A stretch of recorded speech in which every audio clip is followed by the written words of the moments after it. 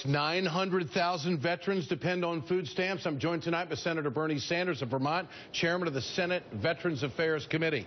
Senator, great to have you with us. How do you honor veterans by taking away their food stamps? I need to figure that one out.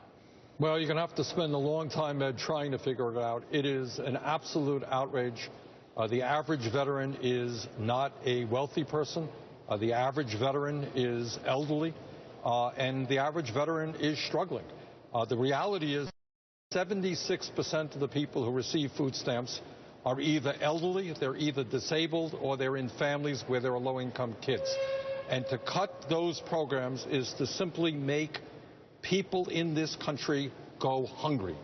And I got to tell you, these are the same folks who are cutting food stamps for kids and for veterans who want to give huge tax breaks to billionaires and large corporations. That is not what the American people want. Senator, on one hand, they wrap themselves in the flag saying that they support the vets. They don't want to make it a political issue, but then again, they're willing to go ahead and cut the lifeline.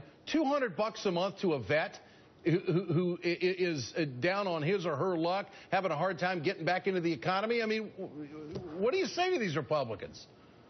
Well, what I say to them is they have got to listen to what the American people want.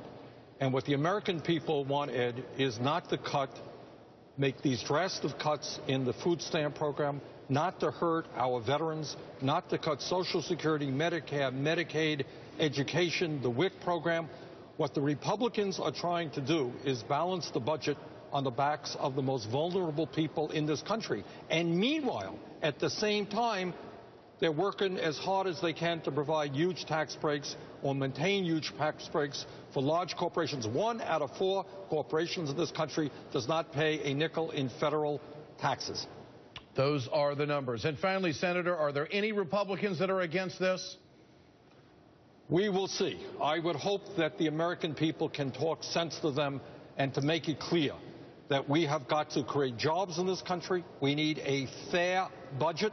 And we cannot continue at a time when poverty, Ed, more people living in poverty today than at any time in the history of this country. You can't keep beating down on people who are already hurting. That's veterans, that's the kids, that's the elderly. Senator Bernie Sanders with us tonight. Thanks for joining us. I don't know how the Republicans can say that they are supporting the vets and then do something like this. Coming up, President Clinton is inserting himself into the biggest political